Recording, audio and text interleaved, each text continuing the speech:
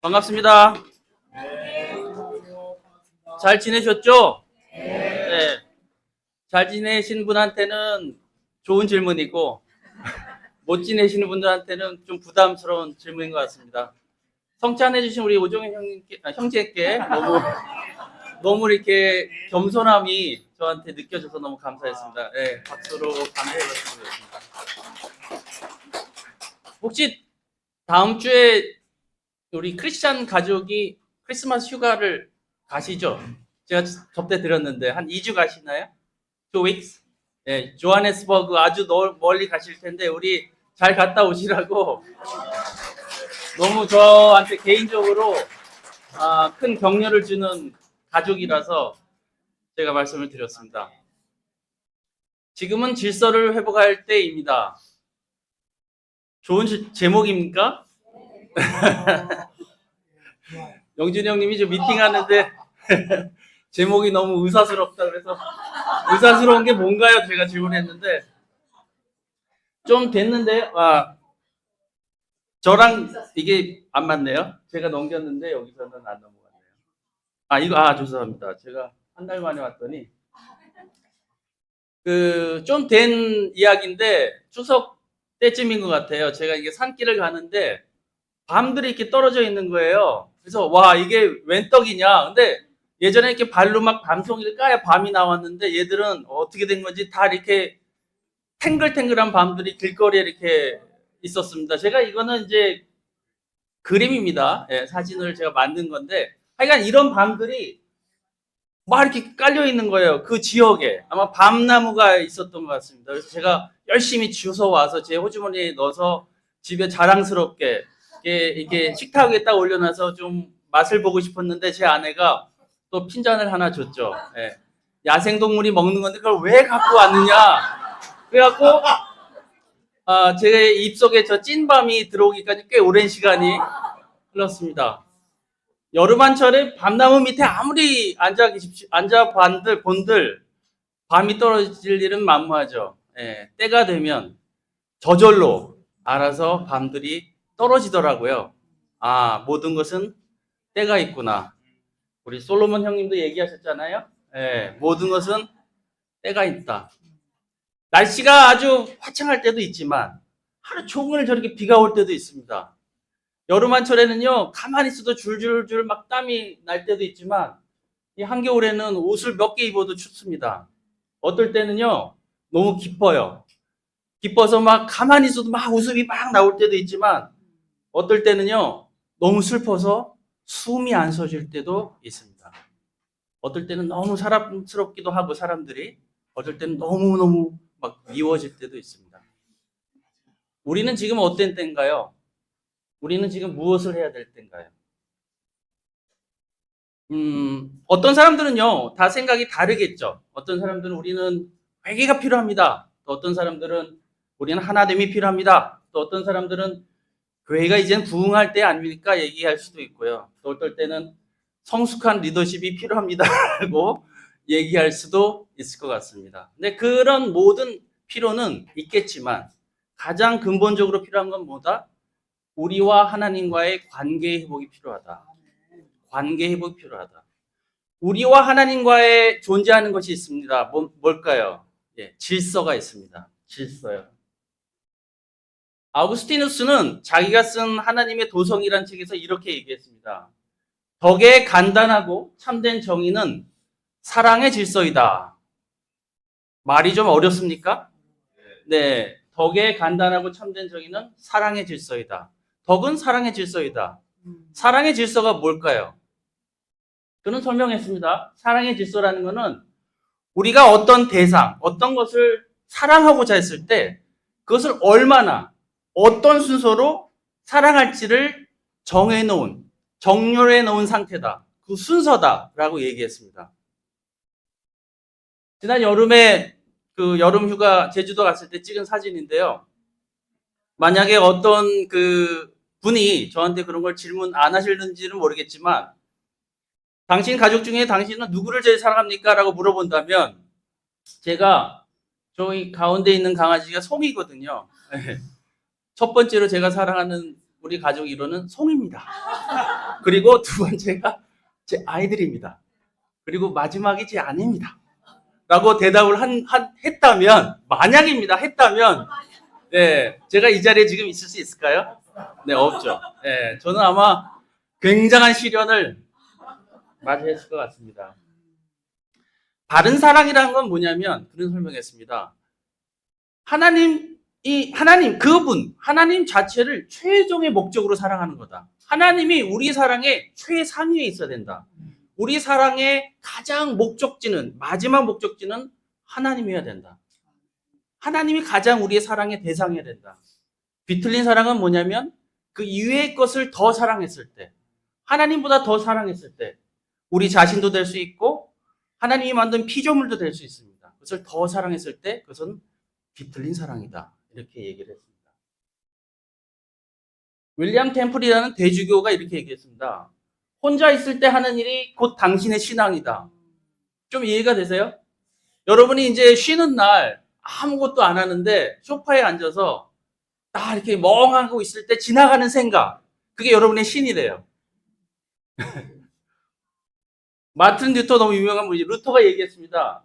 당신의 마음이 매달리고 의지하는 것이 무엇이든지 바로 그것이 당신의 하나님이다. 우리 마음이 우리의 우상도 만들고 우리의 하나님도 만들게 돼 있다.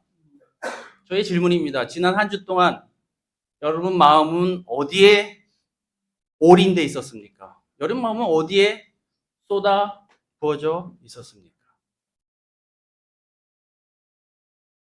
로마서 1장 22절부터 25절까지 말씀을 제가 읽겠습니다.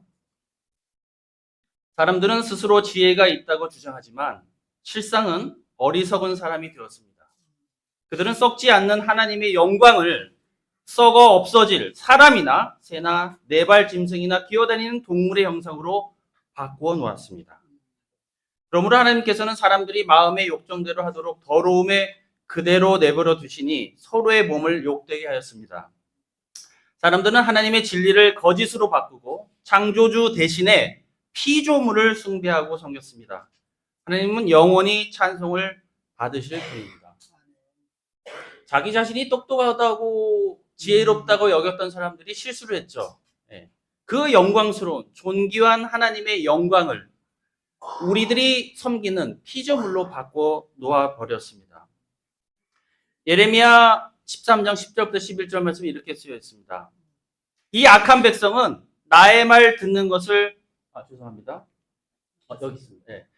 이 악한 백성은 나의 말 듣는 것을 거부하고 자기들의 마음에서 나오는 고집대로 살아가고 다른 신들을 쫓아가서 그것들을 섬기며 경배함으로 이제 이 백성은 전혀 쓸모가 없는 이 띠와 같이 되고 말 것이다.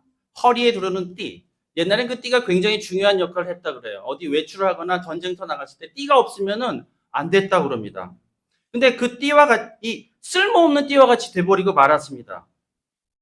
띠가 사람의 허리에 동여지듯이 내가 이스라엘의 온 백성과 유다의 온 백성을 나에게 단단히 동여매어서 그들이 내 백성이 되게 하고 내 이름을 빛내게 하고 나를 찬양하게 하고 나에게 영광을 돌릴 수 있게 하였으나 그들은 듣지 않았다. 나 주의 말이다. 하나님이 이스라엘 민족에 대한 기대가 있었어요. 내가 너희들을 축복하고 보호해 줄 테니 은혜를 많이 베풀어 줄 테니 그 영광을 나를 위해서 그 모든 영광을 위해서 살아. 나의 영광을 위해서 살아라라는 기대가 있었어요. 하지만 이스라엘 민족은 그렇게 살지를 않았습니다. 쓸모없는 띠가 되어버렸던 것입니다. 에스겔서 12장 2절에 이렇게 나와 있습니다. 사람아, 너는 반역하는 백성 가운데 살고 있다. 그들은 볼 눈이 있어도 보려고 하지 않고 들을 귀가 있어도 들으려고 하지 않는다. 그들은 반역하는 족속이기 때문이다. 우상을 숭배했던 이스라엘 민족은 어떻게 변했습니까? 우상처럼 변했습니다. 우상은 어떠죠? 그들이 만든 형상은 어떤 모습이었죠? 눈이 있어도 볼 수 있었나요? 눈이 있어도 못 봅니다. 귀가 있어도 들을 수가 없습니다. 우상을 숭배했던 이스라엘 민족은 본인 스스로가 우상처럼 변해버리고 말았습니다. 저희 첫 번째 포인트는 내가 만든 신은 반드시 나를 배신한다. 여기 사진이 좀 어떤 사진인지 좀 아시겠습니까, 여러분? 제가 산 얘기를 참 많이 하네요. 가다 찍은 사진인데 옛날에 찍었습니다. 개미 사진입니다, 개미. 여러분, 개미가, 한 수십 미터를 이렇게 줄지어서 열심히 일하는 모습을 혹시 보신 적 있습니까? 하나님이 우리 이 세상을 만드실 때 거기에는 많은 질서와 법칙과 아름다움을 창조하셨죠. 예. 그리고 마지막에 누구를 만드셨습니까? 네, 우리 인간을 만드셨죠. 그 목적이 뭔가요? 마지막에 하나님이 모든 자연을 다 만드시고 왜 마지막에 사람을 창조하셨습니까? 사람으로 하여금 그 모든 피조물을 잘 관리하도록. 너희들이 이 아름다움을, 이런 축복을 너희들한테 줄 테니까 이걸 잘 관리하거라. 그리고 그 목적은 무엇이었습니까? 결국 나에게 와서 감사하고 영광을 돌리거라. 그것이 하나님이 우리를 위한 계획이었습니다. 그 계획은 어디서 시작됐죠? 에덴에서 시작됐습니다. 에덴 동산에 시작했습니다. 에덴 동산은요, 하나님이 아담과 이브한테 주려고 했던 모든 축복이 다 세팅이 된 것이었어요. 예. 그들은 하나님이 주신 그 바운더리 안에서 그 모든 축복을 다 누릴 수가 있었습니다. 하지만 아담한테 생각이 들어오기 시작합니다. 아담의 생각이 하나님보다 더 강해지기 시작합니다. 아담과 이브는 하나님 자리에 그들 스스로가 올라가고 싶어 했습니다. 이들은 얘기하죠. 뱀이 그랬습니다. 뱀이 우리를 꼬셔서 저희들이 그런 악한 마음을 품었습니다. 아니요. 이들 마음속에는 자기들 스스로가 하나님보다 더 위에 가고 싶은 생각이 있었죠. 예. 그들 스스로가 하나님이 주신 축복을 버린 겁니다. 박차고 나간 거죠. 에스겔은 이렇게 얘기하고 있습니다. 물론 이 이야기는 두로 왕을 얘기한 거지만 우리는 여기서 아담과 이브 얘기를 엿볼 수가 있습니다. 이렇게 얘기했습니다. 13절부터 15절 말씀. 너는 옛날에 하나님의 동산 에덴에서 살았다. 너는 온갖 보석으로 내 몸을 치장하였다. 홍보석과 황보석과 금광석과 녹주석과 홍옥수와 벽옥과 청옥과 남보석과 취옥과 황금으로, 저는 잘 모르겠습니다. 이 보석에 대해서. 가장 아름다운 것으로 너의 몸을 치장하였다. 허락하셨죠, 하나님이. 내가 창조하는 날에 이미 소고와 비파도 준비되어 있었다. 하나님이 기뻐하셨습니다. 나는 구름을 보내어 너를 지키게 하였다. 하나님 우리를 지키게 하셨어요. 너는 하나님의 거룩한 산에 살면서 불타는 돌들 사이를 드나들었다. 너는 창조된 날부터 모든 행실이 완전하였다. 완전하였습니다. 하지만 어떻게 됐죠? 그런데 마침내 내게서 죄악이 드러났다. 그들은 하나님의 그 사랑의 질서를, 법칙을 깨트려 버렸어요. 자기 스스로가 더 하나님 위에 올라가려고 했습니다. 출애굽기 32장 1절부터 6절 말씀을 좀 제가 길어서 제가 계속 읽겠습니다. 백성은 모세가 산에서 오랫동안 내려오지 않으니 아론에게로 몰려가서 말하였다. 일어나서 우리를 인도할 신을 만들어 주십시오. 우리를 이집트 땅에서 올라오게 한 모세라는 사람은 어떻게 되었는지 모르겠습니다. 아론이 그들에게 말하였다. 여러분의 아내와 딸들이 귀에 달고 있는 금 귀고리를 빼서 나에게 가져오시오. 모든 백성이 저희 귀에 단 금 고리들을 빼서 아론에게 가져왔다. 아론이 그들에게서 그것들을 받아 녹여서 그 녹인 금을 거푸집에 부어 송아지상을 만드니 그들이 외쳤다. 이스라엘아, 이 신이 너희를 이집트 땅에서 이끌어낸 너희의 신이다. 아론은 이것을 보고서 그 신상 앞에 제단을 쌓고 내일 주님의 절기를 지킵시다 하고 선포하였다. 이튿날 그들은 일찍 일어나서 번제를 올리고 화목제를 드렸다. 그런 다음에 백성은 앉아서 먹고 마시다가 일어나서 흥청거리며 뛰어놀았다. 이스라엘 민족은 왜 그 광야에서 하나님이 주셨던 그 은혜와 그 능력을 다 잊어버리고 왜 갑자기 금송아지를 만들었을까? 물론 그들이 몇백 년 동안 있었던 그 이집트의 문화의 영향을 받았겠죠. 푸타신을 상징한다고 그래요, 송아지가. 하지만 이들의 본심은 뭐였습니까? 맨 마지막 구절 한번 보십시오. 그런 영적인 모습을 보이는 척 하다가 영적으로 되는 그런 신용을 하다가 그들은 이렇게 했습니다. 그런 다음에 백성은 앉아서 먹고 마시다가 일어나서 흥청거리며 뛰놀았다. 그들의 본심은 뭐였습니까? 자기들의 쾌락이었죠. 먹고 마시는 데 있었습니다. 그들은 실상은 자기 자신을 즐기기 위해서 살았던 것입니다. 드라마 보신 적 있으신가요? 네. 본인 얘기인 건 아시죠? 얼마 전에 제가 좀 재밌게 봤던 시리즈물입니다. 넷 땡땡에서 했던, 뭐 다 아시는 얘기인데 뭐 스포는 아닌 것 같아요. 다 우리들 얘기니까요. 직장의 50대 중반 얘기입니다. 딱 제 나이 또래 얘기입니다. 제가 아마 이 드라마를 30대 중반에 봤었더라면 이해를 못했을 거예요, 많이. 너무 와닿았어요. 우리들의 얘기였습니다. 25년 동안 대기업에 한 직장도 안 옮겼어요. 거기에 오로지 목숨을 걸어서. 이 사람의 마지막 그 희망은, 꿈은 뭐였냐면, 승진하는, 정무로 상무인가요? 상무로 승진하는 거였어요. 그래서 위에 있는 분을 너무나 자기 가족보다 더 많이 잘 모십니다. 결국은 어떻게 됐죠? 배신당하죠. 그 선배한테도 배신당하고. 그래서 퇴직을 합니다. 그래서 퇴직금을 잘 쓰면 좋은데 그걸 또 부동산 사기를 당해요. 그래서 아파트까지 다 날립니다. 그리고 나중에는 자기 형이 하는 세차장에 가서 일을 한다는 얘기인데요. 제가 볼 때 그런 생각이 들었어요. 이 사람의 우상은 자기 직장이었구나. 그리고 자기의 아파트였구나. 그리고 마지막 남은 자기의 자존심이었구나. 근데요, 다 잃었어요. 마지막에 다 잃었습니다. 그리고 새로움을 찾아서 뭐 출발한다는 얘기는 하지만 어쩌고 보면 우리들의 얘기다. 한번 읽어보겠습니다. 같이 읽어보겠습니다. 예레미야 2장 28절 말씀 시작. 내가 스스로 만들어 섬길 신들이 지금 어디에 있느냐? 내가 환난을 당할 때에는 내 신들이 일어나서 너를 도와주어야 옳지 않겠느냐? 유다야, 너는 내 소금의 수만큼 많은 신들을 만들어 놓았구나. 하나님은 물어보고 있습니다. 우상을 섬기는 우리들에게, 야, 그 신들이, 그 우상이 너희들한테 해준 게 뭐가 있어? 하나 더 읽겠습니다. 호세아서 13장 3절. 같이 한 번 더 읽을까요? 시작. 그들은 아침 안개처럼 되고 이른 새벽에 사라지는 이슬처럼 될 것이다. 타작 마당에서 바람에 날려나가는 뚝배기처럼 되고 굴뚝에서 나오는 연기처럼 될 것이다. 그들은 뭘 얘기합니까, 여러분? 우상입니다. 우상은 다 사라져 버립니다. 근데 우리는 그렇게 생각하지 않습니까?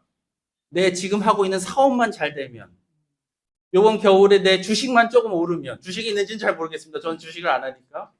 우리 애들이 제발 좋은 대학만 가면 우리 가족은 해피해질 텐데, 행복해질 텐데, 우린 그렇게 살고 있지 않나요? 여러분, 돈이 여러분에게 평안을 줄까요? 네. 돈을 우리가 평생 따라가들 그 돈이 우리를 배신한다는 생각은 안 해보셨습니까? 그 직장이 나를 배신한다는 생각은 안 해보셨습니까? 예. 우리는 어쩌면 우리 마음속에 그 헛된 우상을 쫓고 있는지도 모르겠습니다. 너무 심각한 얘기만 했나요? 네. 저의 얘기고 우리들의 얘기입니다. 저희 두 번째 포인트는 뭐냐면 우리는 여호와 이레를 경험해야 합니다. 우리는 여호와 이레를 경험해야만 합니다. 창세기 15장 5절 6절 말씀을 제가 읽겠습니다. 주님께서 아브라함을 데리고 바깥으로 나가서 말씀하셨다. 하늘을 쳐다보아라. 내가 셀 수 있거든 저 별들을 세어보아라. 그리고는 주님께서 아브라함에게 말씀하셨습니다. 너의 자손이 저 별처럼 많아질 것이다. 아브라함이 주님을 믿으니 주님께서는 아브라함의 그런 믿음을 의로 여기셨다. 하나님이 아브라함한테 엄청난 약속을 주셨고 아브라함은 그걸 믿었습니다. 근데 그 믿음의 결과가 현실로 나타나지 않았어요. 86세, 86살인가요? 86세가 되었는데 자기 와이프의 여종인 하갈에게서 난 이스마엘밖에 없는 거예요. 그는 자기의 진짜 장자가 될 수가 없었어요. 90세가 되어도 99세가 되어도 아무 일도 벌어지지 않았습니다. 근데 결국 100세 때 아내는 90세 때 하나님이 이삭을 허락해 주십니다. 자기의 아들이었습니다. 얼마나 기뻤을까요, 여러분? 여러분 상상이나 가십니까? 얼마나 기뻤을까요? 아마 그 사라인가요? 우리 이삭의 엄마는 되게 자랑스러웠을 것 같아요. 여보, 봤지? 내가 당신한테 아들 낳아준다 그랬지? 아브라함은 매일매일 이 자기 이삭하고 노느라고 시간 가는 줄을 몰랐을 겁니다. 너무너무 귀엽고 너무너무 소중했고 너무너무 좋았던 거예요. 너무너무 해피했습니다. 근데 어느 날 하나님이 누굴 부르죠? 아브라함아, 아브라함아 다시 부릅니다. 뭔 일이 벌어진 걸까요?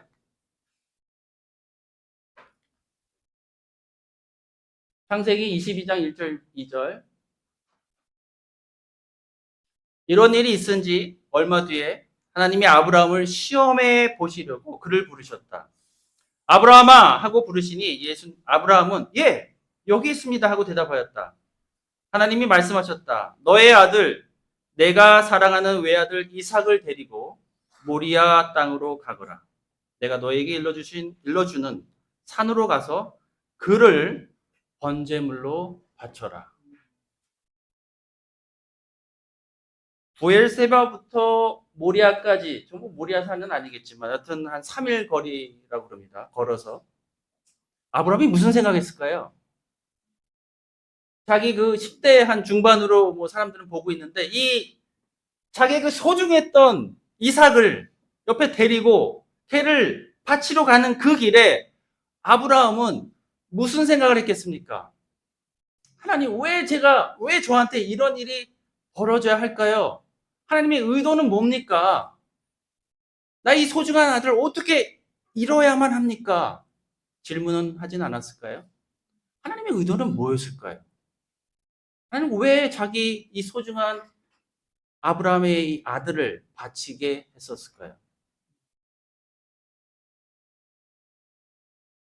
천사가 말하였다. 다음 구절 읽겠습니다. 그 아이에게 손을 대지 말아라. 그 아이에게 아무 일도 하지 말아라. 내가 너의 외아들까지도 나에게 아끼지 아니하니 내가 하나님을 두려워하는 줄을 내가 이제 알겠다. 내가 이제 알겠다. 하나님 보시기에 아브라함은 걱정이 됐던 거예요. 그 아들이 하나님이 주신 그 축복이 아브라함한테는 덫이 됐던 겁니다. 그 아들이 이삭이 아브라함한테는 우상이 되어가고 있었던 것입니다. 희한하게도요. 제가 원고에는 우리 진우 얘기를 좀 써놨는데 안 하도록 하겠습니다. 제가 허락을 안 받아서. 우리 아이들 또 가족들 희한하게 믿음이 흔들려요. 우리 아이들이 관계된 일이면 믿음이 흔들립니다. 잘 지내가다도 우리 부모님이, 아이들이, 우리 가족이 무슨 문제가 생기면 믿음이 많이 흔들립니다. 우리 여기 부모님들 많이 계시죠? 네. 아이들을 키우는데, 아이들을 양육하는데 제가 키우는 게 낫습니까? 하나님이 키우는 게 낫습니까? 네. 하나님한테 맡겨야죠. 네. 근데 너무나 많은 경우 우리는 그 아이들을 우리 힘으로 키우려고 하고 있습니다. 아이들이 우리의 우상이 되어가고 있죠. 막 이삭을 제물로 바치려고 했을 때 하나님이 어떻게 하시죠? 아브라함아. 그 이삭한테 손을 대지 말아라. 저기 수풀에 내가 마련한 양이 있으니 그 양을 가지고 제물로 대신하거라. 아브라함은 그 산을 내려오면서 이곳을 여호와 이레라고 하라 하겠습니다. 여호와 이레는 무슨 뜻이죠? 하나님께서 다 주실 거다. 하나님께서 준비해 놓으셨다. 우리는 그 하나님의 여호와 이레를 경험해야만 합니다. 하나님을 끝까지 의지했을 때, 하나님이 우리 삶에 그 사랑의 질서 위에서 제일 맨 위에 가 있을 때, 하나님이 우리의 모든 것들을 마련해 주시고 주실 거라는 그 믿음을 가지고 살아야만 합니다. 그것이 하나님이 우리에 대한 뜻입니다. 동의하시나요? 네. 마지막 포인트 얘기하겠습니다. 세 번째는 우상을 재배치합시다. 우상이 뭔가요, 여러분? 우상은요, 하나님보다 더 중요한 모든 것은 우상입니다. 내 마음속에 가족이 될 수도 있고, 직장이 될 수도 있고, 내 명예가 될 수도 있고, 심지어는 교회가 될 수도 있습니다. 하나님보다 더 위에 있는 모든 것은 우상입니다. 하나님보다 더 크게 내 마음과 생각을 지배하는 것이 우상입니다. 하나님만이 주실 수 있는 것을 다른 데서 얻으려고 하는 것이 우상입니다. 근데 우리는 어떤 세상에 살고 있나요? 지난 수년 동안 여러분을 분노, 불안, 낙심, 죄책감을 주었던 것, 여러분들 이런 감정 속에 빠뜨렸던 것은 혹시 없었나요? 어떤 것이 있었나요? 계속 몇 년 동안 여러분 계속 어떤 문제 때문에 분노가 일어난 적은 없으신가요? 어떤 문제 때문에 계속 불안한 적은 없으신가요? 어떤 일 때문에 계속 죄책감이 일어난 적은 없으신가요? 바로 그것이 여러분의 신인 거죠. 예, 바로 그것이 우리의 우상입니다. 끊으려고 하면 다시 생기고, 제거하면 또 생기고. 굉장히 그 싸움이 어렵습니다. 왜냐? 우리가 살고 있는 세상은 우상이 지배하고 있는 세상이니까. 우상을 섬기는 게 당연시되는 세상이니까. 우상을 우상처럼 여기는 것이 보통처럼 여기는 세상이니까. 우리는 이 세상에 살고 있잖아요. 우상이 지배하는 세상에 살고 있잖아요. 그래서 당연한 거예요. 그래서 우리는 우리 불안을 조금이라도 없애려고 또 다른 우상을 찾습니다. 마음을 쏟을 어떤 것을 찾아요. 죄책감을 없애려고 어떤 것을 찾습니다. 하지만 그것은 다시 계속 반복이 됩니다. 우리는 여기서 무엇을 해야 될까요, 여러분? 우리 영글 우리 친구들이 있는데요. 여러분, 하나님이 우리한테 허락하신 걸 즐겨야 됩니다. 네. 네. 우리 삶의 많은 것, 재밌는 것, 나를 기쁘게 하는 것, 나를 해피하게 하는 것, 행복하게 하는 것 다 즐겨야 됩니다. 그게 무엇이 됐든지 간에. 네. 단 뭐가 중요합니까? 그 순서가 중요한 것이죠. 예. 하나님이 우리한테 주신 모든 피조세계의 많은 것들, 창조물들은 하나님이 우리한테 즐기라고 주셨던 것입니다. 단, 그 순서에 문제가 있는 것이죠. 하나님의 법칙 아래에서, 하나님의 권위 아래에서 그것을 즐겼을 때 그것은 올바른 행복이 될 수가 있는 거죠. 예. 우리는 그 순서를 잘 배치해야 됩니다. 예. 저 돌을, 순서를 바꾸면 괜찮을까요? 우리 전정학과 교수님, 너무 어려운 질문인가요? 네. 하얀 돌이 마음에 든다고 맨 밑에 놔두면, 예, 재미없어지겠죠. 네. 우리는 우리의 삶 속에서 하나님이 우리 삶의 가장 위에 있고, 그 밑에서 그런 품 안에서 이웃을 사랑하고, 나를 사랑하고, 또 하나님이 주신 많은 것들을 즐기고 있는가를 물어봐야 됩니다. 오늘 우리 오정현 형제가 상천에도 얘기했지만 우리는 영적으로 어떤 상태가 있는가. 제가 마지막으로 얘기하고 싶은 것은 이겁니다. 우리의 영적인 체질을 바꿔야 된다. 우리의 영적인 패턴을 바꿔야 된다. 아토피 있으신 분 있으세요? 대상포진이잖아. 그 아토피 아닐 텐데? 저 눈 오른쪽에 아토피가 조금 있어요. 네. 근데 아토피 심한 분들은 정말 힘들거든요. 괴롭거든요. 근데 여기에 난 이 아토피도 너무 힘든 거예요. 조금만 피곤하면 막 가려워요. 계속 가려워요. 그러다 스테로이드 연고 바르면 며칠 가요. 그러다 계속 또 가렵습니다. 예. 왜 그럴까요? 나는 뭘 해야 될까요, 여러분? 대답해 주세요. 네, 제 체질을 바꿔야죠. 제 면역을 바꿔야죠. 건강하게. 제 나이가 이제 되다 보니까 당뇨 초입인 거예요. 수치가. 그래서 아내가 저만 보면 단 거 먹지 말라. 단 거는 데인저러스하다. 그런데 저는 어렸을 때부터 단 걸 너무 좋아한 거예요. 어렸을 때부터 희한하게. 우리 아버님도 그러시더니 밥만 먹고 나서 그냥 끝나면 좋은데 꼭 빵이나 과자를 먹습니다. 그러시나요? 네. 그 습관을 버리는 게 굉장히 어렵습니다. 나의 지금 안 좋은 체질이 혹시 있다면 그것은 하루아침에 생긴 결과가 아니겠죠. 오랫동안 안 좋은 습관이 반복된 패턴의 결과겠죠. 다시 한번 우리한테 저를 포함해서 묻습니다. 우리의 영적인 상태는 어디 있나요? 아침에 출근하는 지하철에서 잠깐 몇 마디 읽은 말씀이 우리의 삶을 지탱하고 있지는 않습니까? 내가 지금 하고 있는 기도에 믿음이 있습니까? 내가 지금 하고 있는 기도가 모든 것을 다 해결해 줄 거라는 하나님에 대한 믿음이 있냐고요. 우리는 있습니까? 여러분의 불결한 마음은 언제 해결이 됐었습니까? 우리가 지금 우리의 영적인 체질이 약해져 있다면 그것은 계속 반복되어 있던 습관의 결과이다. 체질을 바꾸는 건 굉장히 어렵습니다. 하지만 우리는 그 일을 해야 될 것 같습니다. 제가 한약을 되게 좋아합니다. 그래서 말씀은요, 갑자기 든 생각이에요. 며칠 전에. 한약과도 같다.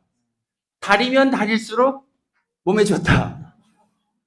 말씀은요, 희한하게 음미하면 음미할수록 그 속에 많은 약들이 나옵니다.